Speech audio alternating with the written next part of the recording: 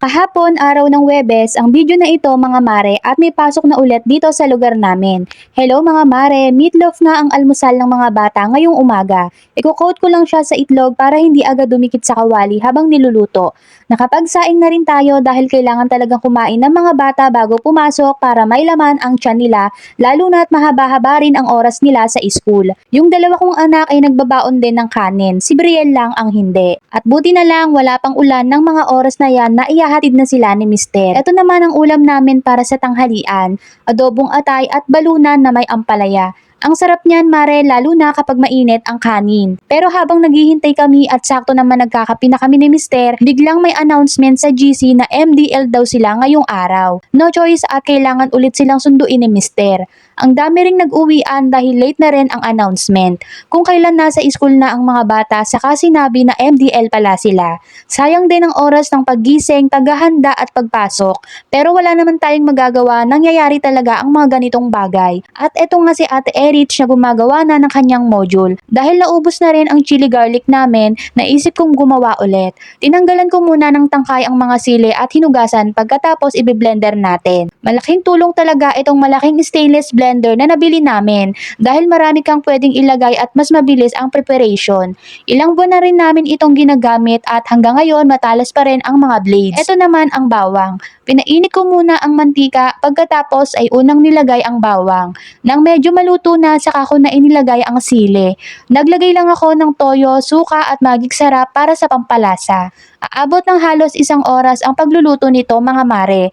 Kailangan lang talagang haluin ng haluin para hindi dumikit o masunog ang nasa ilalim. At ayan na, luto na ang ating chili garlic. Kinahapunan naman, pupunta kami ni Mister sa Rodriguez Rizal. Dito nga kami dumaan sa may Patiis. Pagdating dito sa may Green Nature, ganito ang dadaanan mo. Hindi pa rin talaga maayos ang daanan dito. Pero sabi ko nga kay Mister, bakit kasi dito ka dumaan? Wala lang, para may thrill.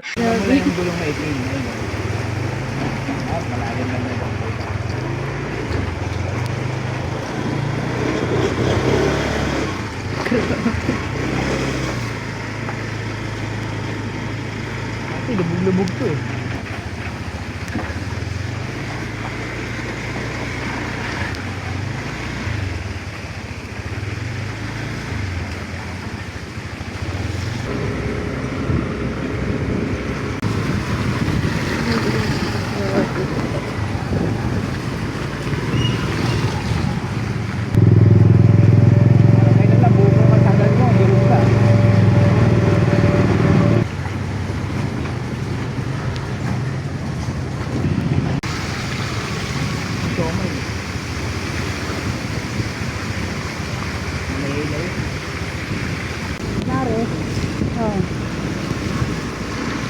At dito na rin nagtatapos ang bahang daanan dahil nasa may daang bakal na tayo, Barangay Mali. Pagdating sa bandang dulo, liliko na kami papunta sa highway at Wawa Dam. Pero hindi po kami maliligo sa Wawa mga mare. Ang totoong pakay namin ay bumili ng guyabano at abokado. Maraming nagtitinda ng prutas doon at halos magkakatabi.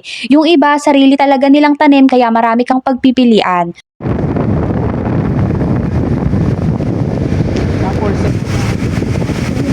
Police pala ang ganda.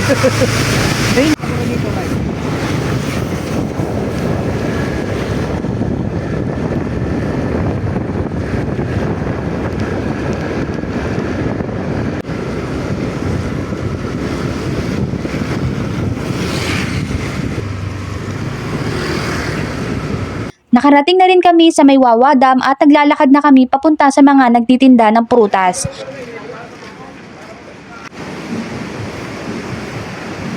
Marami rin silang saging na saba dahil isa ito sa mga pangunahing prutas na makikita dito. May ilang tindahan ding sarado dahil maulan at hindi rin kami pinapapasok sa pinakalooban ng Wawa Dam dahil delikado raw kapag ganitong panahon. Kapag tag-init naman, maganda ring pumunta dito dahil marami talagang naliligo at namamasyal. Dito muna kami unang nagtanong ng presyo sa bandang dulo. 50 pesos ang banana chips, 80 pesos per kilo ang guyabano at 80 pesos din ang abokado.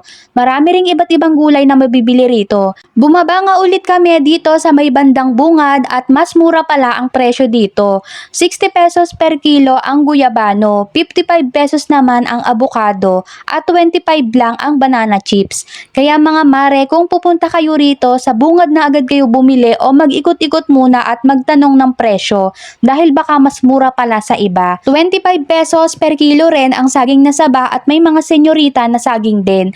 Pauwi na kami at minadaanan kaming kwek-kwek. Aba, nakakagutom naman. Kaya nagmerienda muna kami bago umuwi. At bago umuwi ng bahay, dumaan muna kami sa Dali Grocery para bumili ng mga biskwit na pambaon ng mga bata at iba pang kailangan namin sa bahay. Tortilla wrap. 49 pesos.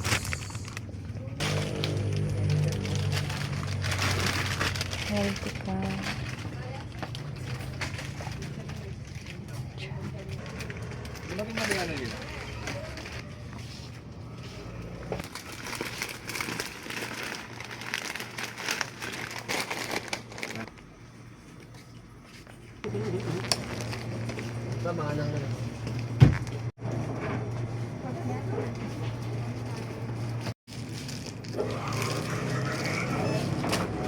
Yun lang muna mga mare. Thank you for watching. Ingat kayo palagi at magkita-kita ulit tayo sa susunod.